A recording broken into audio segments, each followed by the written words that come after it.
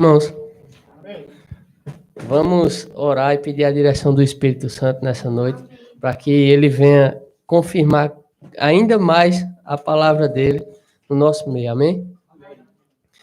Pai, em nome de Jesus, te damos graças pelo teu Espírito, pelo teu poder, pela tua bondade, Pai, pelo teu amor. Em nome de Jesus, te glorificamos porque tu és bom e teu amor dura para sempre. Pedimos a direção do teu Espírito, o Espírito doce, fiel, companheiro, o ajudador, aquele que nos auxilia em todas as coisas. Em nome de Jesus, Pai, que o teu Espírito Santo nos guie e nos leve a uma intimidade maior nessa noite com a tua palavra. Em nome de Jesus, Pai. Obrigado, Senhor. Em nome de Jesus, amém. Peço a vocês que abram suas Bíblias em 2 Timóteo 3,16. 2 Timóteo 3,16. Ali próximo de onde você estava, quase na mesma rua. Só é pular algumas páginas, vai cair lá em 2 Timóteo. Nessa tarde, comecinho de noite, a gente vai estar falando sobre o lugar da palavra na nossa vida. Que lugar a palavra está tendo na nossa vida, no nosso dia a dia, nas coisas que a gente faz, no cotidiano, na nossa relação com Deus e com Jesus, que é a palavra. 2 Timóteo 3,16. Eu mandei o povo abrir e não abri. Parabéns. No versículo 16 fala: toda a escritura é divinamente inspirada e proveitosa para ensinar, para repreender, para corrigir, para instruir em justiça, para que o homem de Deus seja perfeito e perfeitamente instruído para toda boa obra. Esses são umas das características da palavra de Deus, que ela é inspirada por Deus divinamente, ela é proveitosa para o ensino, para repreender, para corrigir e para instruir em justiça. E lá em João 1,14, abram lá, por favor. Evangelho de João, capítulo 1, versículo 14.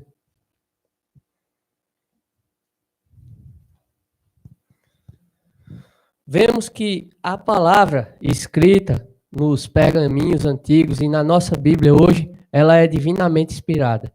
E em João 1,14 fala que o Verbo se fez carne e habitou entre nós, e vimos a sua glória, como a glória do unigênito do Pai, cheio de graça e de verdade.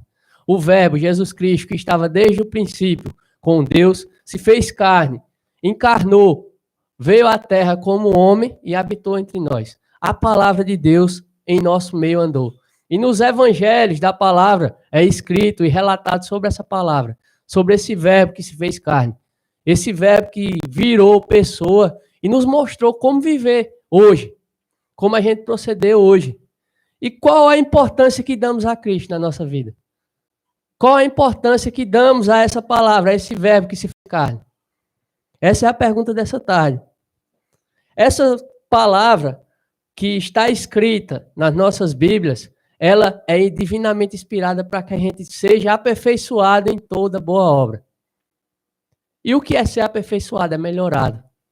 Se a gente fazia uma coisa errada, não faz. Se a gente fazia uma coisa que é contrária ao que está escrito, predeterminado, a gente não faz. Porque a palavra, ela nos aperfeiçoa em justiça.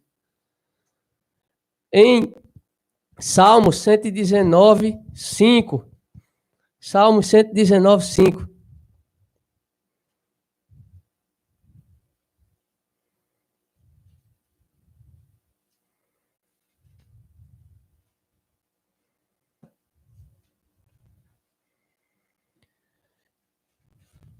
O salmista fala sobre a palavra e que ela tem uma característica de nos guiar, de ser nosso guia. No versículo 5 fala: quem dera que os meus caminhos fossem dirigidos a observar os teus mandamentos. Então não ficaria confundido, atentando eu para todos os teus mandamentos. Louvar-te-ei com retidão de coração, quando tiver aprendido os teus justos juízos. Observarei os teus estatutos, não me desampares totalmente. Ou seja, a palavra de Deus, ela vai nos guiar pelo caminho onde a gente vai ser dirigido, o caminho onde a gente vai passar. Porque ela é justa, os ensinamentos de Deus são fiéis e os ensinamentos de Deus não trazem confusão. Porque hoje, no nosso meio cristão, nós vemos um dizendo que Deus está matando, outro dizendo que Deus não está. Um dizendo que Deus está atorando as pernas dos outros, está jogando na cova, que Deus virou até coveiro, mas outros dizem que não está. E o que é que a palavra diz a respeito disso? A palavra diz que a bondade de Deus é infinita, que não tem fim. E que Deus não prova ninguém com mal, e com o mal não se deixa provar. Então a gente vai acreditar no evangelho de Deus que está escrito, que foi divinamente inspirado do homem. Isso é uma pergunta para o que meditemos.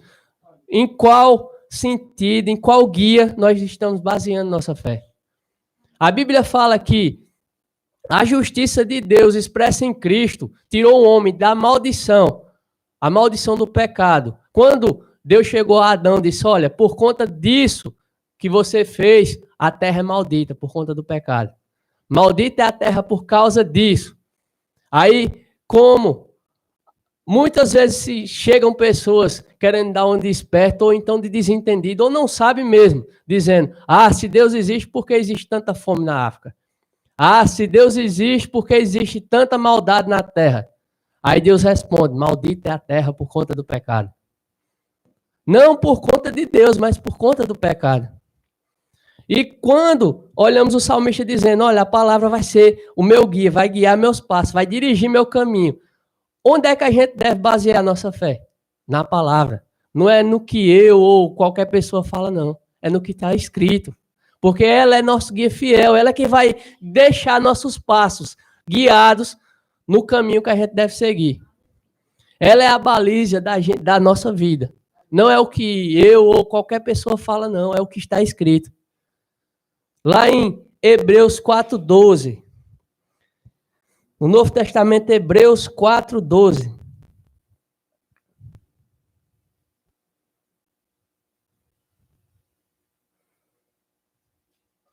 Em Hebreus 4:12, o escritor fala também da palavra, que ela nos traz sentidos e ela nos mostra intenções, até de corações. Em Hebreus 12, no versículo 12, fala, porque a palavra de Deus é viva e eficaz e mais penetrante do que espada alguma de 2 gumes, e penetra até a divisão da alma e do espírito, e das juntas e medulas, e é apta para discernir os pensamentos e intenções do coração. A palavra, nosso guia, ela é apta até para isso. Para que seja guiado, para que seja instruído e discernido até as intenções do coração humano. Como assim? Por meio da palavra nós vamos julgar aquilo que é feito, aquilo que é proferido, aquilo que é falado, aquilo que é feito se é para trazer benefício ou para se autopromover.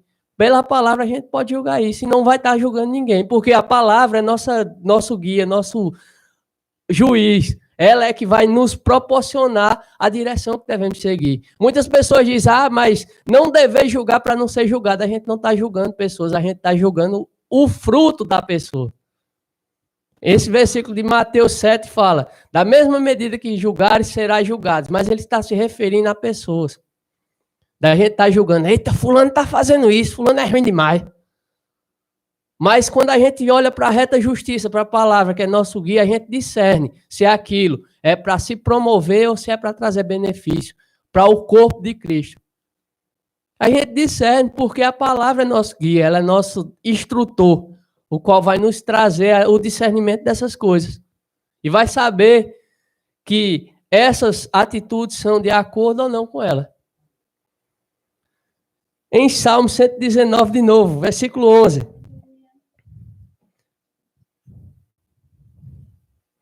Esse salmo, ele fala bastante da palavra e nos mostra características dela, a qual devemos seguir. Ela é nossa base para viver o que é certo, o que está escrito, o que traz mudança de vida para a gente. Atos 119, versículo 11. Atos, não, pronto, Atos, Salmo 119, versículo 11. Esconder a tua palavra no meu coração para eu não pecar contra ti. Bendito és tu, ó Senhor, ensina-me os teus estatutos. Os estatutos de Deus estão na palavra. Ela é nossa base para que a gente ande certo, para que a gente não viva uma vida de pecado, para que a gente não ande segundo os conselhos de Satanás, porque existem duas verdades, a de Deus e a do diabo. Nosso proceder deve ser o certo, que é segundo a vontade de Deus. E para a gente fazer e proceder de acordo com a verdade de Deus, a gente tem que aprender lá onde? Na Bíblia, na palavra. Não em revelação, não em profecia. Não que profecia seja errado nos dias de hoje, mas tem que ser alinhada à palavra, porque ela é o nosso guia. Nós não vamos ser guiados pelo o que fulano ou cicrano diz, mas vamos ser guiados pela palavra e pelo Espírito. A profecia vem confirmar aquilo que o Espírito vem nos guiando a fazer. A profecia vem nos confirmar aquilo que Deus quer que a gente faça. E o que Deus quer que a gente faça está na Bíblia, está na palavra. E a profecia vem fazer com que isso seja fortificado na nossa vida, seja lembrado, seja motivado, seja estimulado. É como se fosse um combustível para que a gente pudesse ligar o carro e acelerar. A profecia é uma confirmação de Deus daquilo que ele já tratou conosco. Antigamente os profetas diziam, olha, Deus mandou fazer isso, isso e isso. Mas hoje o Espírito Santo diz dentro de nós, clama, Abba, Pai, ele diz, faça isso, faça assim, seja guiado pela palavra. E a profecia vai estimular a gente a fazer aquilo que Deus já vem guiando. Aquilo que Deus já nos motivou a fazer. E a profecia, assim como os outros 5 dons, são necessários para o aperfeiçoamento do corpo de Cristo. Amém? Voltando aqui, João 17. O Evangelho de João, capítulo 17, versículo 17.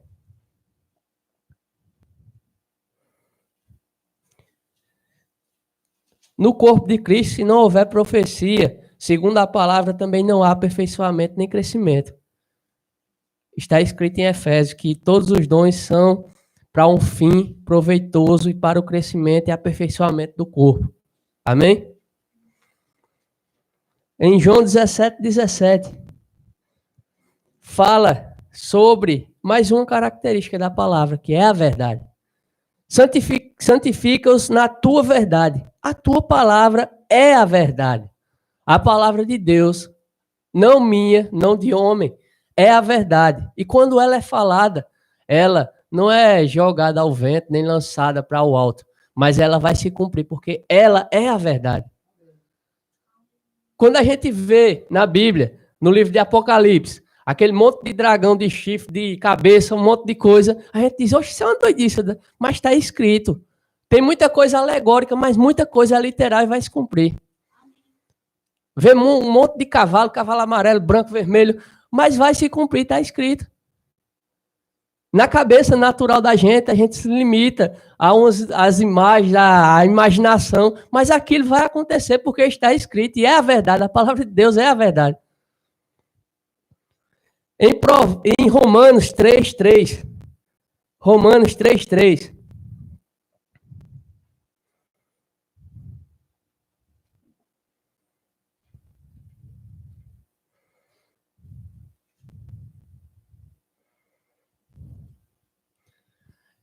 nesse versículo confirma que a palavra de Deus é verdade. No versículo 3 fala, pois que, se alguns foram incrédulos, e a sua incredulidade aniquilará a fidelidade de Deus, de maneira nenhuma.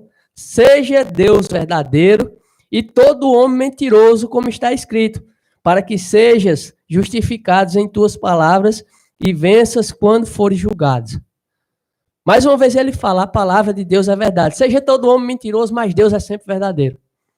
E o que Deus inspirou divinamente homens a escrever, isso certamente é a verdade. Não é invenção, não é viagem, não. É a verdade. Muitas pessoas questionam, mas a Bíblia foi escrita por homens. E a gente queria que fosse escrita pelo burro, pelo jumento, pelo macaco. Tinha que ser por um homem, mas só que foi... O segredo é esse, foi inspirada por Deus. Não pelo intelecto e raciocínio humano. A gente vê, se um ser humano tiver essa capacidade mental de inventar tudo aquilo que está escrito no Apocalipse, o cara era um gênio. Porque de onde ele tirou tanto detalhe de tudo que vai acontecer? E como a gente vê hoje está acontecendo. Está se comprovando, está se confirmando. Não tem como, não tem. Foi algo da parte de Deus, inspirado pelo próprio Deus. Porque a mente de Deus é insondável, é ilimitada. E quando essa mente inspira pessoas, algo sobrenatural acontece. E a gente vê o resultado nas nossas mãos, a Bíblia. A gente vê o resultado nos nossos dias quando a gente pratica a palavra. Em Provérbios 30, fala outra característica da palavra. Provérbios 30, versículo 5.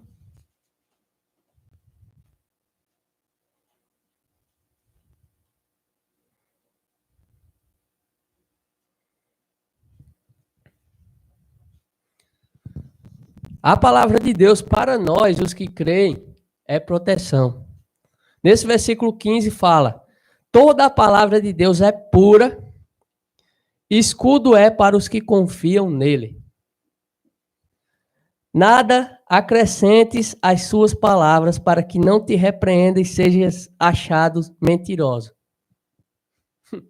Nesse versículo aqui, o posterior, ele ainda fala: a palavra de Deus não deve ter nada acrescentado, não deve ter nada inventado, não deve ter nada posto em cima. Ela é suficiente, ela é a verdade, ela é pura. Porque senão quem vai ser mentiroso não é Deus, mas é quem diz. Porque em alguns casos vemos pessoas profetizando, não no espírito, não segundo a vontade de Deus, mas na carne, coisas não acontecendo. Porque é segundo a vontade da carne. E a vontade da carne inclina para a morte, porque a carne habita o pecado. E onde o pecado é gerado, gera morte. Onde o pecado é consumado, tem morte. Por isso que nós vemos em vários casos profecias, olha, Deus disse isso e não acontece. Pessoas se levantando para fazer determinada coisa, para fazer isso ou aquilo e não dar errado e não coisa, porque não é vontade de Deus, não está escrito na palavra, não é segundo a palavra, é segundo a sua própria vontade, a vontade da carne. Por isso que está escrito lá em Hebreus, como a gente viu, que é a palavra que discerne essas coisas. Não sou eu que estou julgando, não é você que está julgando, mas a palavra que julga e mostra que essas pessoas são mentirosas. E a Bíblia fala em certo versículo que Jesus disse aos fariseus, aos religiosos: vocês são mentirosos desde o princípio, porque vocês fazem a vontade do seu pai, que é Satanás, que é mentiroso desde a criação, que é o pai da mentira. E se eu, ou qualquer um, começar a colocar coisa em cima da palavra e não tiver o resultado que a palavra garante, é da minha carne, é da carne dessa pessoa. E a Bíblia fala aqui nesse versículo que a gente não deve acrescentar para que a gente não seja achado mentiroso. Para que a gente não seja feito mentiroso. Por quê? Pela palavra, porque ela vai ser o guia, ela vai ser o que vai julgar, ela é o que vai ser o que vai discernir. Amém? Em Tiago 1:22. Tiago 1:22. Depois de Hebreus.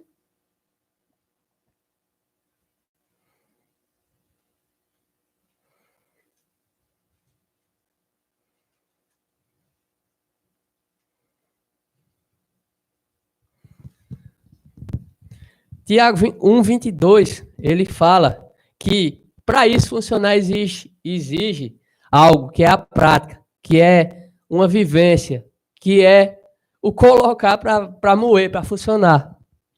Em Tiago 1:22 fala: e sede cumpridores da palavra, e não somente ouvintes, enganando-vos a vós mesmos. Quando a gente não pratica o que ouve da palavra ou lê, a gente está se enganando a si mesmo. Está sendo como pessoas que são ludibriadas por nós mesmos. A gente está passando a perna na gente mesmo. e automaticamente não vamos ver resultado segundo a palavra, porque estamos nos enganando, praticando a vontade da carne, e a carne gera morte. A carne nos torna mentiroso, a carne nos torna maldito, a carne nos torna caído da graça de Deus. Mas quando a gente ouve o Espírito e pratica a palavra, guiada pelo Espírito, a gente se torna praticantes zelosos, ouvintes, praticantes, nos tornamos segundo a vontade de Deus. Em Marcos 16:15, Marcos 16:15, Evangelho de Marcos, capítulo 16, versículo 15.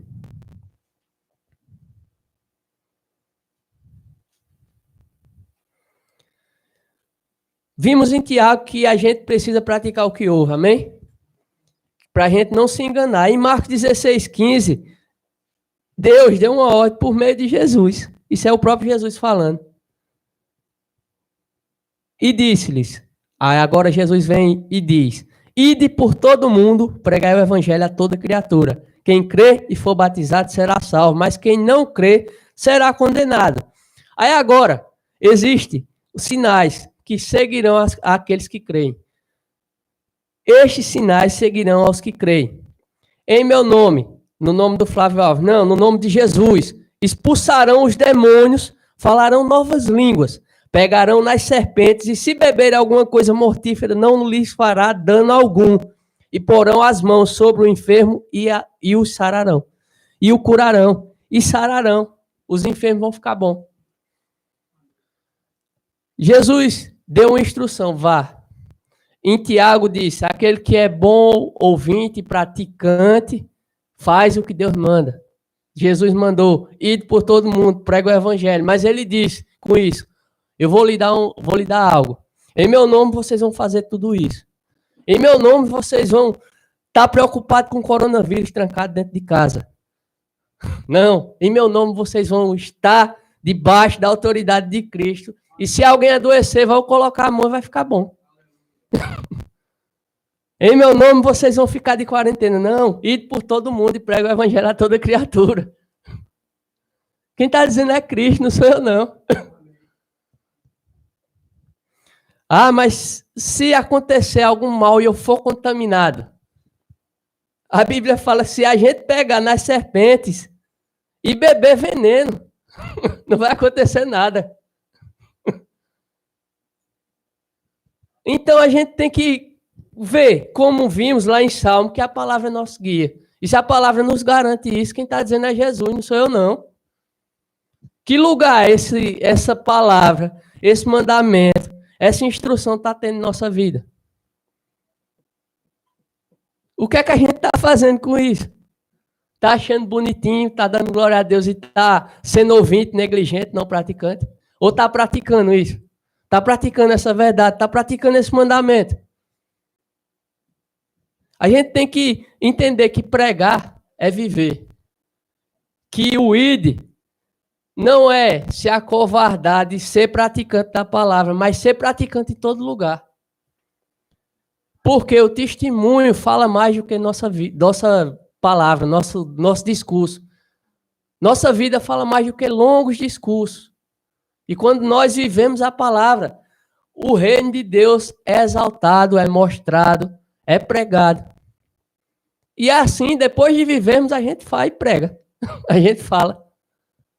Porque não tem nada que rebata e combata algo de ruim ou de mal melhor do que nossa vida praticando a palavra. Combate e não tem algo que venha levantar-se contra, mas de forma alguma, porque nós estamos vivendo. Se nós só estivermos falando, alguma pessoa pode dizer, oxe, tu tá falando isso, mas tu não vive, não. Mas se a gente estiver vivendo, eu duvido alguém falar isso, porque ele vai ser achado por mentiroso, não quem está vivendo. Amém? Então, em Josué 1:8, tem outra característica que a palavra nos proporciona. Josué 1:8.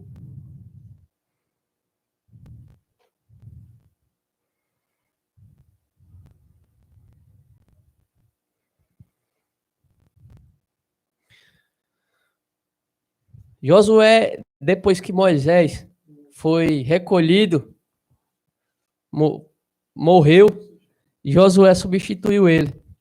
E Deus disse a Josué, no versículo 8, não se aparte da tua boca o livro desta lei, antes medita nele dia e noite, para que tenhas cuidado de fazer conforme a tudo quanto nele está escrito. Porque então farás prosperar o teu caminho e serás bem-sucedido. Como é que você vai prosperar e ser bem-sucedido? Praticando a palavra, meditando nela de dia e de noite, sendo um ouvinte praticante e não negligente. Meditando no livro dessa lei de dia e de noite. E tendo cuidado de fazer tudo que está escrito nele. Dessa forma, prosperará o teu caminho e tu serás bem-sucedido. Somente assim é que vamos ter sucesso no que quer que façamos. E, primeiramente, a gente tem sucesso quando a gente é guiado por Deus. A gente pode ficar batendo palma no meio da rua que é bem-sucedido. Se for Deus que mandou. Porque se não for, a gente vai ser um doido batendo palma no meio da rua. Se Deus não mandou, a gente vai ser um doido com o microfone falando besteira. Mas se Deus mandou, meu irmão, aí a conversa é diferente. O caminho vai prosperar. E onde quer que ande, vai acontecer o que Deus mandou. E assim vai ter sucesso. Lá em Salmo de novo, Salmo 1, 2. Salmos 1, 2.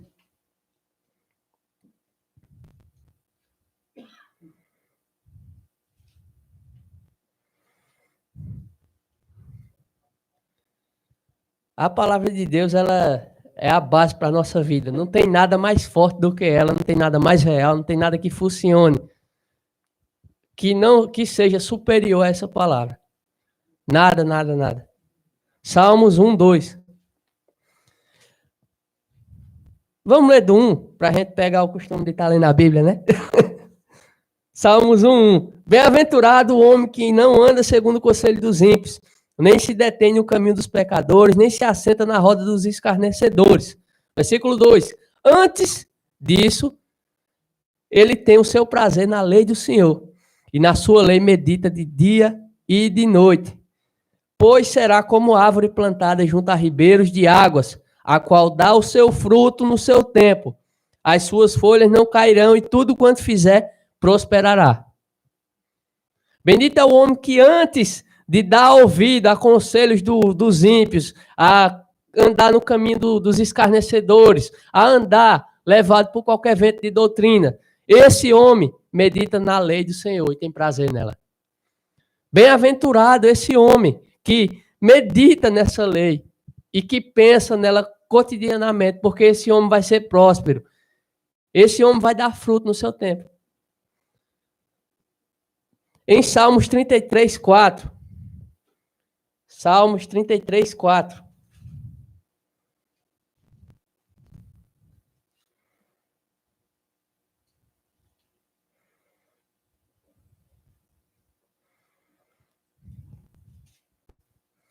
Salmos 33, 4. Essa palavra, ela funciona.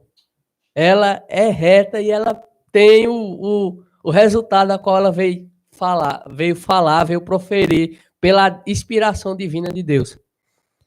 Porque a palavra do Senhor é reta e todas as suas obras são fiéis. Essa palavra, ela não precisa de ajuda, de auxílio, de acrescentar nada. Ela é reta e fiel. Ela funciona para aquilo que ela veio fazer. Em Jeremias 15, 16, abram lá. Jeremias 15, 16.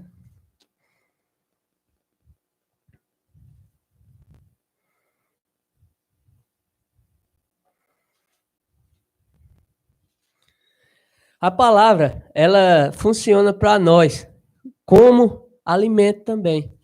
Não que a gente vai estar comendo papel, que a gente não é bode, a gente é ovelha. Mas que a gente vai estar se alimentando espiritualmente dela, buscando, lendo e recebendo do Espírito Santo aquilo que ele vem trazendo por meio da revelação.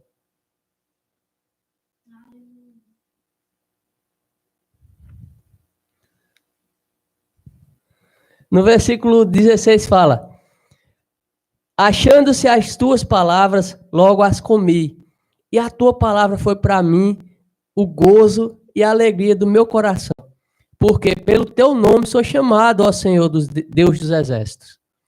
A palavra, logo quando foi achada pelo profeta, ela foi comida. Ela foi o alimento, ela foi o que fortaleceu e levou ele a ser achado pelo nome de Deus. O que é isso, ser achado pelo nome de Deus? Quando uma pessoa faz algo muito parecido com a outra, geralmente a gente diz: oxe, fulano, tu tá igualzinho a cicrano. É ou não? Do mesmo jeito, ele foi achado pelo nome de Deus. Ele foi disse: oxe, o povo olhou para ele e disse: oxe, tá andando feito Deus. Provavelmente ele estava praticando aquilo que ele comeu, aquilo que ele se alimentou, que foi a palavra.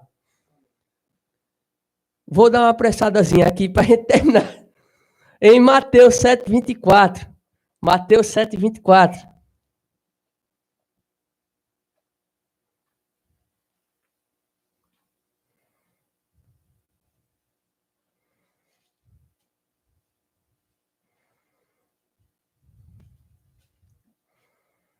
Em Mateus 7:24 fala do sábio e do insensato. No versículo 24 fala: todo aquele, pois, que escuta as minhas palavras e as pratica e coloca em prática, é igual ao homem prudente que edificou a sua casa sobre a rocha.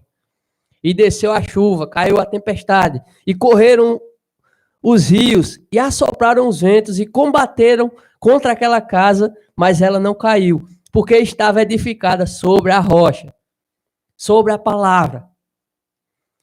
E aquele que ouve estas minhas palavras e não as cumpre, é igual ao homem insensato, doido, falta de juízo, que edificou a sua casa sobre a areia, e desceu a chuva e correram os rios, e assopraram os ventos, e combateram aquela casa, e caiu, e foi grande a sua queda.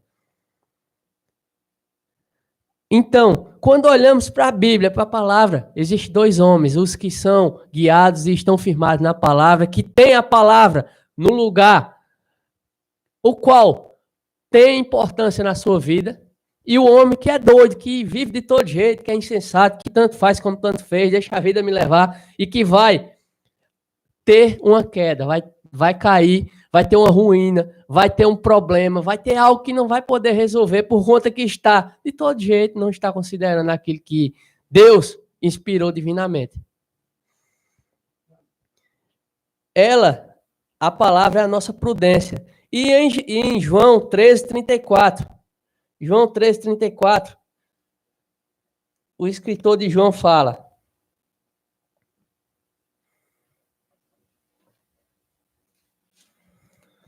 um novo mandamento vos dou, que vos ameis uns aos outros, como eu vos amei a vós, que também vós uns aos outros vos ameis.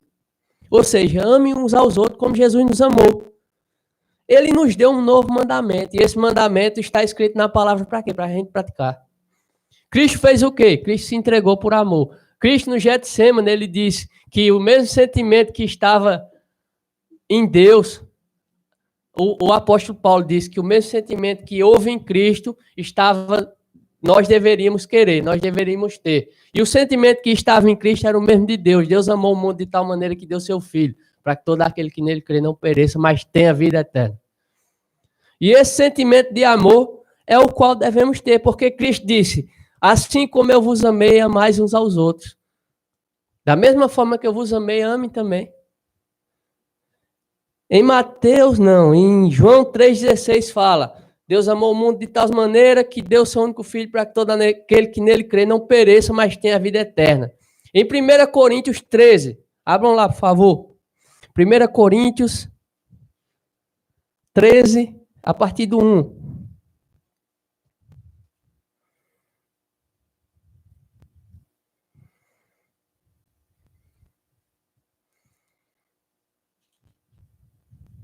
O amor que vem de Deus, ele é perfeito, ele suporta tudo e, principalmente, cumpre aquilo a qual ele veio fazer, que é ser suporte para a vida, ser suporte para pessoas, ser aquele que levanta pessoas e ajuda. Ainda que eu falasse a língua dos homens e dos anjos e não tivesse amor, seria como um metal que soa ou como um sino que tinte, só fazia zoada. E ainda que tivesse o dom de profecia e conhecesse todos os mistérios e todo o conhecimento, e ainda que tivesse toda a fé de maneira tal que transportasse os montes e não tivesse amor, nada seria, servia de nada. E ainda que distribuísse toda a minha fortuna para sustento dos pobres, e ainda que entregasse meu corpo para ser queimado e não tivesse amor, nada disso me aproveitaria. O amor é sofredor, é benigno, o amor não é invejoso, o amor não trata com leviandade e não se ensoberbece. Lá em Hebreus vimos que a palavra discerne tudo isso. E por meio da palavra podemos ver essas coisas atuando na nossa vida e na vida dos outros. Pelo fruto. Mas pela palavra não vamos estar levantando o dedo e apontando o dedo para ninguém, mas vamos estar tendo consciência e cuidado para cumprir, para sermos cumpridores e comer a palavra e praticar, para sermos semelhantes a Deus. Ah, mas você quer ser igual a Deus? Não. É ser igual a Deus em divindade, em onipotência e onisciência. Não, é ir na prática do amor. Porque o amor dele foi derramado em nós. Em Romanos 5,5 fala que o amor de Deus foi derramado em nós pelo Espírito Santo. E o mesmo amor que está em Deus está em nós. E da mesma forma que ele nos amou, ele quer que a gente ame. Por isso que nós, pela palavra, temos instruções, temos direções, ela é nosso guia, ela é nosso escudo, ela é nossa proteção, ela traz o discernimento das coisas, ela é a verdade e ponto. Ela nos traz sucesso, ela nos traz alimento, ela pode nos fortalecer em todas as áreas e trazer algo a qual a gente vai andando em novidade de vida diariamente. E por isso que hoje, nessa noite, a gente vai complementar 100 anos. Vai complementar por meio daquele mandamento que Cristo disse. Olha, façam isso até que eu venha. Cristo disse que a ceia era para que a gente fazer até que ele viesse, lembrando daquilo que ele fez. E o que foi que Cristo fez? Ele nos amou. Ele se entregou para ser morto em nosso lugar. Ele nos livrou do inferno, por isso que a gente comemora esse ano. Por isso que a gente está em comunhão, congregando um com o outro, para nos estimular, para que quando a gente tiver ou o bilhetinho chamado, tua vez, vem, embora. Ou então Jesus voltar, a gente possa estar diante dele íntegro. Possa estar diante dele justo. Possa estar diante dele e ser daqueles que vão ouvir, venha para o gozo eterno do meu Pai. Amém? Amém. Então, nessa noite vamos estar ceando, vamos estar celebrando o que Cristo fez. Não é triste nem doído porque ele levou aquela pisa no nosso lugar, não. É porque ele nos amou e nos livrou do inferno, da condenação eterna. Amém? Então vamos ficar em pé, vamos estar recebendo os elementos da ceia, o pão e o suco de uva, que representa o corpo e o sangue de Cristo. E vamos estar ceando nessa noite e dando graças, porque Cristo nos amou. Vamos orar pelos os elementos. Pai, em nome de Jesus, te damos graças por teu sacrifício na forma de Cristo, por ter sido moído naquela cruz e teu corpo levar nosso pecado, nossas doenças e nossas dores. Te agradecemos porque teu sangue nos purificou e nos livrou de todo pecado e nos limpou de toda iniquidade. Em nome de Jesus, te damos graças por tua bondade, pelo teu amor, pelo teu cuidado. Consagramos esses elementos a ti, Senhor, em nome de Jesus, e te damos graças pelo teu amor. Obrigado, Pai. Amém. Então, você não coma ligeiro não, para não fazer igual o Paulo. Deixa para comer em casa. Espere um pelo outro. Vocês recebem, a gente vai estar ceando nessa noite. E graças a Deus. pelo sacrifício dele. Amém?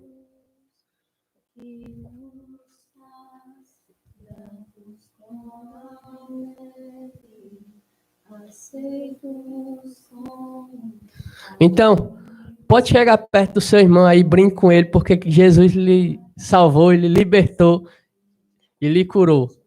E pode comer do pão e beber do cálice.